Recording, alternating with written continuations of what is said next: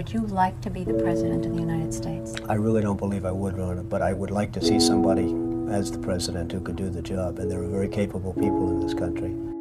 Why wouldn't you dedicate yourself to public service? Because I think it's a very mean life.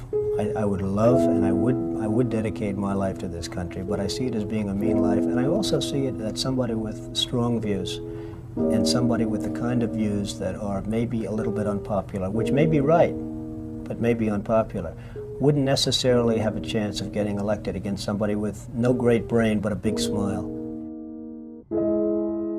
This sounds like political presidential talk to me, and I know people have talked to you about whether or not you want to run. Would you ever? Probably not, but I do get tired of seeing the country ripped off. Why would you not? I just don't think I really have the inclination to do it. I love what I'm doing. I really like it. Also, it doesn't pay as well. No, it doesn't. But, you know, I just probably wouldn't do it, Oprah. I probably wouldn't, but I do get tired of seeing what's happening with this country. And if it got so bad, I would never want to rule it out totally, because I really am tired of seeing what's happening with this country, how we're really making other people live like kings, and we're not. You've said, though, that if you did run for president, you believe you'd win. Well, I don't know. I think I'd win. I tell you what, I wouldn't go in to lose. I've never gone in to lose in my life. And if I did decide to do it, I think I'd be inclined, I would say that I would have a hell of a chance of winning, because I think people, I don't know how your audience feels, but I think people are tired of seeing the United States ripped off. And I can't promise you everything, but I can tell you one thing: this country would make one hell of a lot of money from those people that for 25 years have taken advantage. It wouldn't be the way it's been, believe me. But you might be classified as an Eastern Republican. Fair? I guess you could say that, yes. Which means kind of a Rockefeller, Chase Manhattan Republican? I never thought of it in those terms. How do you define it? Are you a Bush Republican? No, I think I'm really, the people that I do best with are the people that drive the taxis. You know, wealthy people don't like me, because I'm competing against them all the time, and they don't like me, and I like to win. The fact is, I go down the streets of New York, and the people that really like me are the taxi drivers and the workers, etc., etc. I mean, I really get a great response. Why are you a Republican? I have no idea. I mean, I am a Republican because I just believe in certain principles of the Republican Party. You have flirted with the idea of politics. Now you're here at your first national convention. Does that get you interested in possibly making the plunge? Now you have to tell me something. Who told you I flirted? Well, I didn't know that I flirted with. Well, you took out full-page ads in the New York Times to talk about your foreign policy. Some people would say... I do feel very strongly about the country. I love the country. You've become a role model in this country. The reason that your book sells, the reason that your board game sells, is because people are looking to leaders. People are looking for values, and you're one of the people. And it's no... You may dismiss it, but people are talking about, you know, Donald Trump for president. What they're really talking about is Donald Trump, show us the way. Be the true white hat.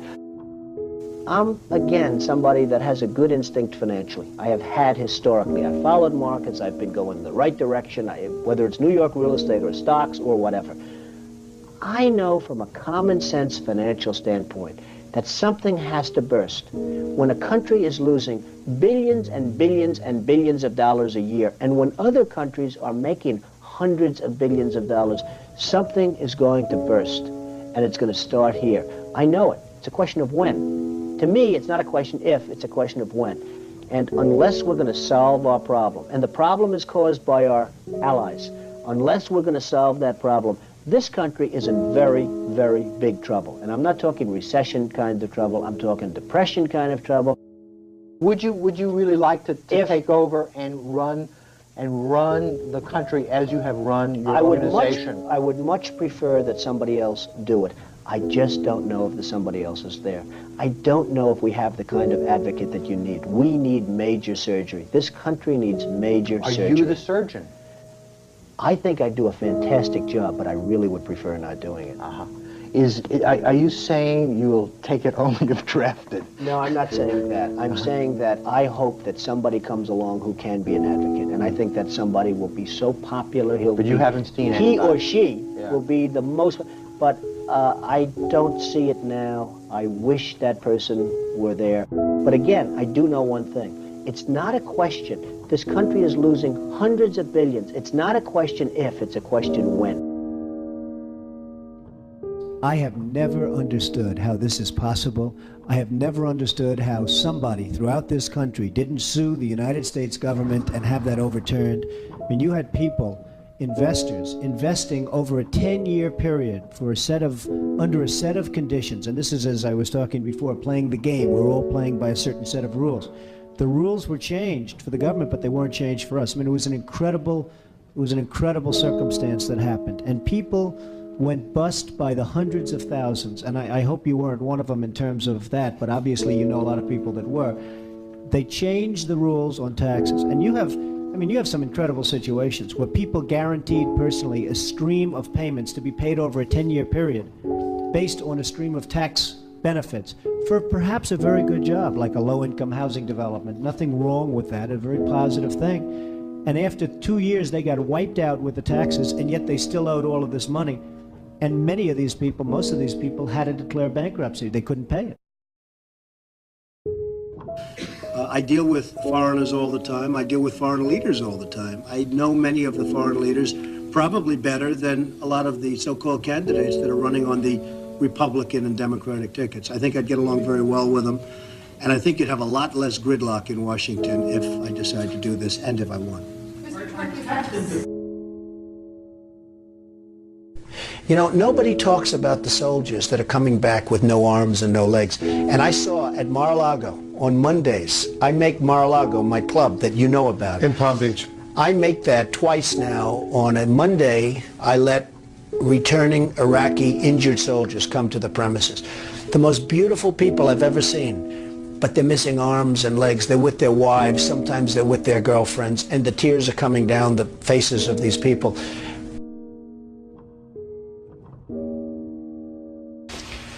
Well, I just hate what's happened to this country. We've gone to a country that's no longer respected.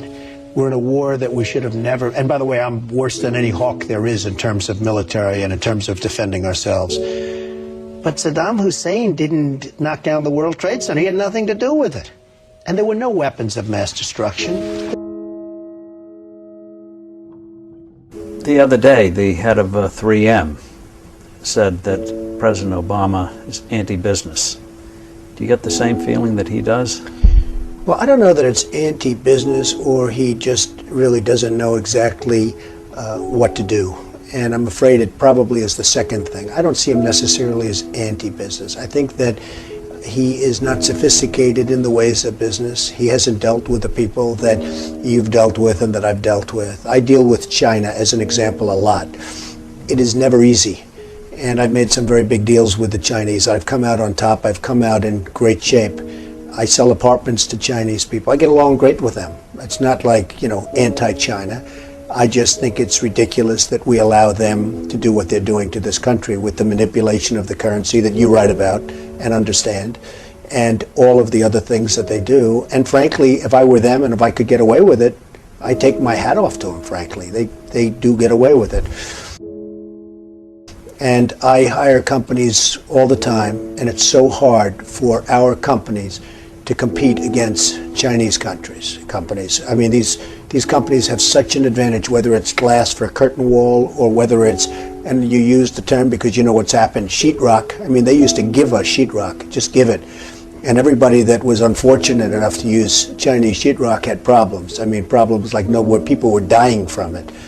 The good news, Steve, our product is much better, but with the manipulation of their currency, it's very, very, very hard for our companies to compete. But I'll certainly do whatever is necessary and however I can help, whether they want me to make speeches, whether they want me to contribute, raise money, I'll do whatever I have to do. We need somebody great as a president.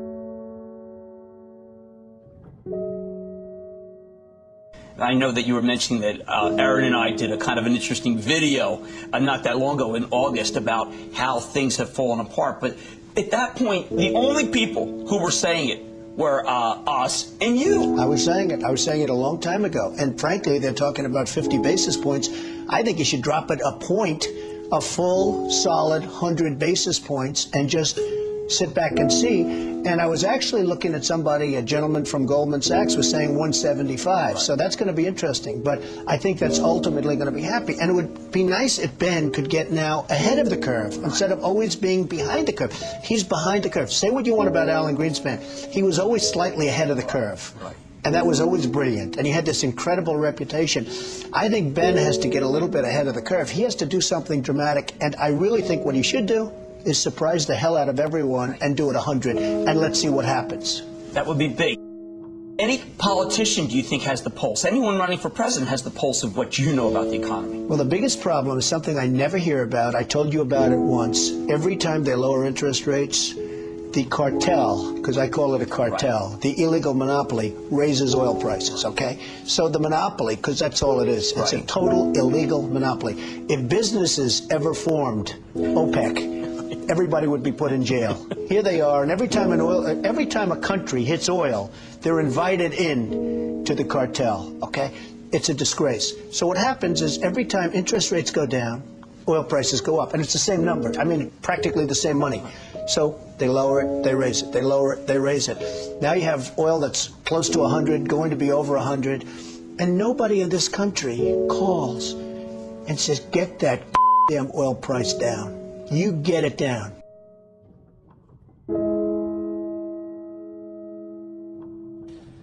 But I have to tell you that our country is in serious, serious trouble. We owe $17 trillion on debt.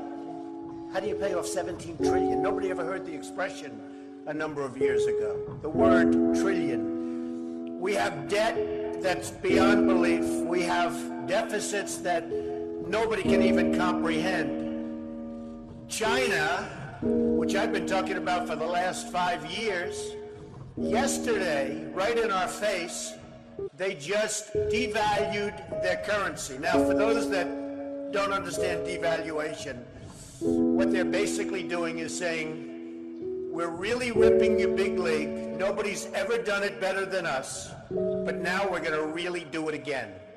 And the reason they did it, and everybody was surprised by it, was because our leadership is so weak and so pathetic that they can get away with it. And believe me, they're taking our jobs, and they're taking a big league. And China's not the only one. You look at other countries, they're all doing the same thing. They have no respect for our leader, and frankly, they have no respect any longer for our great country.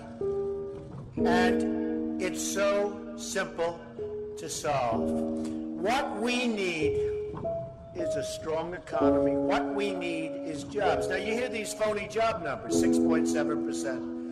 The 6.7% is probably 21 or 22% real numbers. When you give up looking for a job, it's like they consider you employed. It's amazing. They changed this. You know, in the old days, if you had people that couldn't find work, they couldn't find work. Today, such a huge number.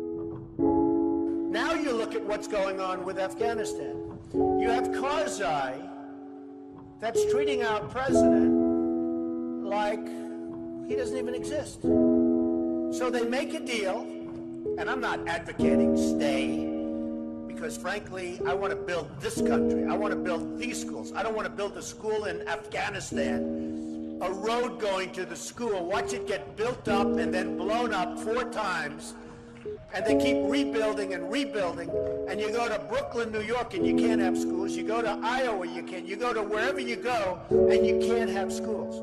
Because we don't have any money, because we're spending it in other places where, frankly, they don't want us, and I don't want them. And it's amazing.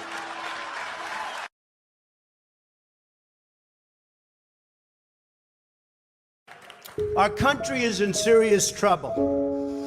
We don't have victories anymore.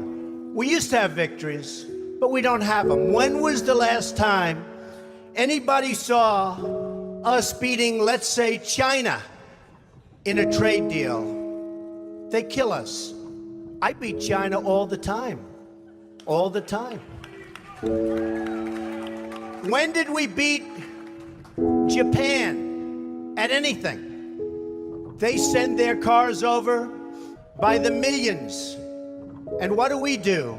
When was the last time you saw a Chevrolet in Tokyo? It doesn't exist, folks. They beat us all the time. When do we beat Mexico at the border? They're laughing at us, at our stupidity. And now they're beating us economically. They are not our friend, believe me. But they're killing us economically. The U.S. has become a dumping ground for everybody else's problems. Thank you. It's true. Islamic terrorism is eating up large portions of the Middle East. They become rich. I'm in competition with them. They just built a hotel in Syria. Can you believe this? They built a hotel. When I have to build a hotel, I pay interest. They don't have to pay interest because they took the oil that when we left Iraq, I said we should have taken. So now ISIS has the oil. And what they don't have, Iran has. And in and I will tell you this, and I said it very strongly, years ago, I said, and I love the military, and I want to have the strongest military that we've ever had, and we need it more now than ever. But I said, don't hit Iraq, because you're going to totally destabilize the Middle East. Iran is going to take over the Middle East. Iran and somebody else will get the oil. And it turned out that Iran is now taking over Iraq. Think of it. Iran is taking over Iraq. And they're taking it over big league. We spent $2 trillion in Iraq. $2 trillion. We lost thousands of lives, thousands in Iraq. We have wounded soldiers who I love. They're great. All over the place. Thousands and thousands of wounded soldiers. And we have nothing. We can't even go there. We have nothing. And every time we give Iraq equipment, the first time a bullet goes off in the air, they leave it. Last week I read 2,300 Humvees. These are big vehicles were left behind for the enemy. 2,000, you would say maybe 2, maybe 4? 2,300 sophisticated vehicles they ran, and the enemy took them. You're right.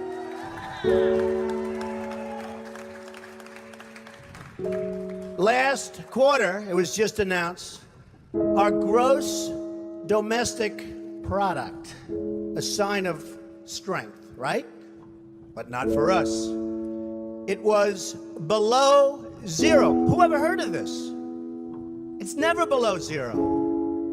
Our labor participation rate was the worst since 1978. But think of it, GDP below zero. Horrible labor participation rate. And our real unemployment is anywhere from 18 to 20%. Don't believe the 5.6. Don't believe it. That's right, a lot of people up there can't get jobs. They can't get jobs because there are no jobs. Because China has our jobs and Mexico has our jobs. They all have our jobs. But the real number is anywhere from 18 to 19 and maybe even 21%. And nobody talks about it because it's a statistic that's full of nonsense.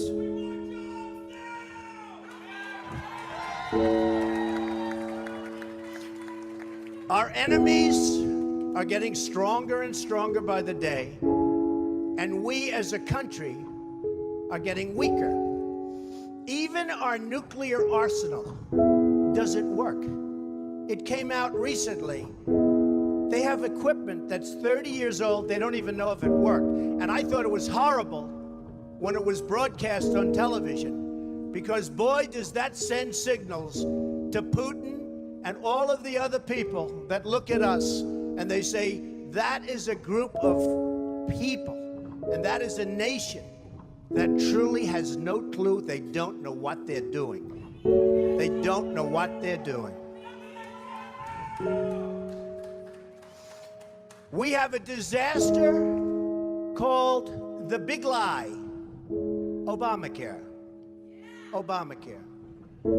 Yesterday it came out that costs are going for people up 29, 39, 49, and even 55%.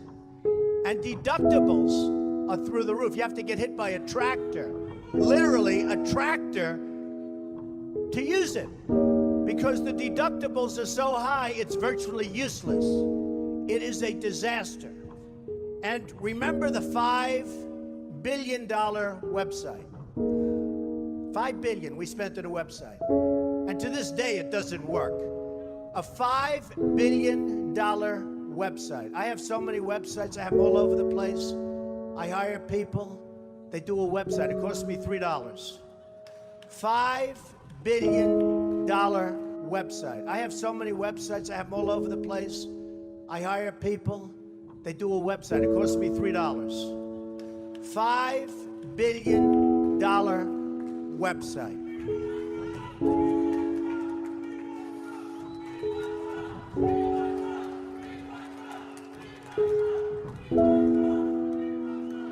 Well, you need somebody, because politicians are all talk, no action. Nothing's going to get done. They will not bring us, believe me, to the promised land. They will not. As an example, I've been on the circuit making speeches, and I hear my fellow Republicans, and they're wonderful people. I like them. They all want me to support them. They don't know how to bring it about. They come up to my office. I'm meeting with 3 of them in the next week, and they don't know. Are you running? Are you not running? Could we have your support? What do we do? How do we do it? I like them. And I hear their speeches, and they don't talk jobs, and they don't talk China. When was the last time you heard China's killing us? They're devaluing their currency to a level that you wouldn't believe. It makes it impossible for our companies to compete. Impossible. They're killing us. But you don't hear that from anybody else. You don't hear it from anybody else. And I watch the speeches. Thank you. I watch the speeches of these people, and they say, the sun will rise, the moon will set, all sorts of wonderful things will happen. And people are saying, what's going on? I just want a job. Just get me a job. I don't need the rhetoric. I want a job. And that's what's happening. And it's going to get worse, because remember, Obamacare really kicks in 2016. Really big league. It is going to be amazingly destructive. Doctors are quitting. I have a friend who's a doctor, and he said to me the other day, Donald, I never saw anything like it. I have more accountants than I have nurses. It's a disaster. My patients are beside themselves. They had a plan that was good. They have no plan now. We have to repeal Obamacare, and it can be replaced. And it can be replaced with something much better for everybody. Let it be for everybody, but much better and much less expensive for people and for the government. And we can do it. So, I've watched the politicians.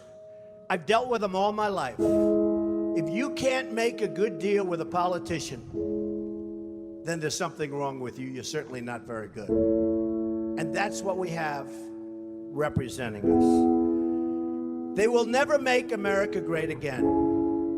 They don't even have a chance. They're controlled fully.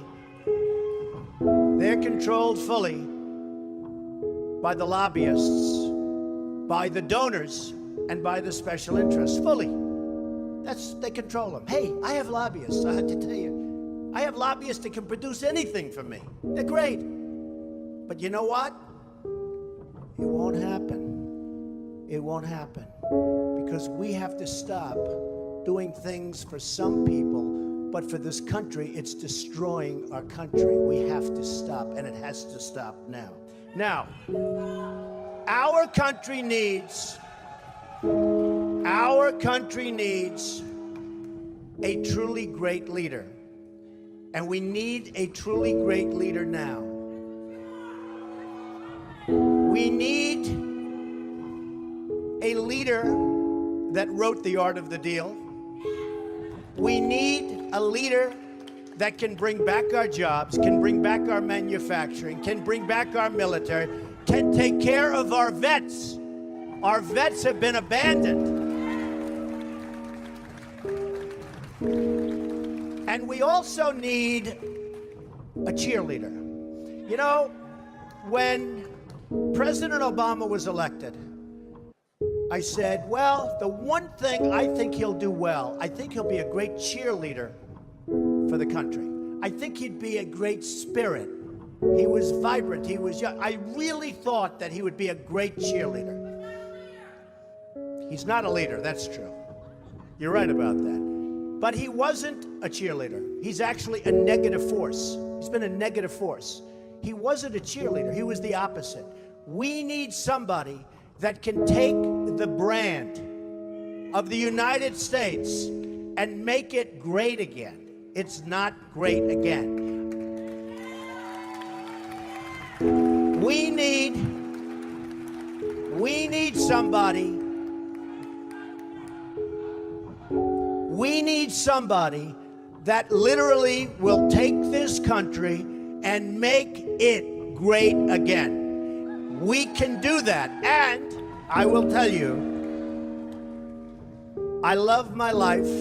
I have a wonderful family. They're saying, Dad, you're going to do something that's going to be so tough. You know, all of my life I've heard that a truly successful person, a really, really successful person, and even modestly successful, cannot run for public office. Just can't happen. And yet that's the kind of mindset that you need to make this country great again. So, ladies and gentlemen, I am officially running for President of the United States, and we are going to make our country great again.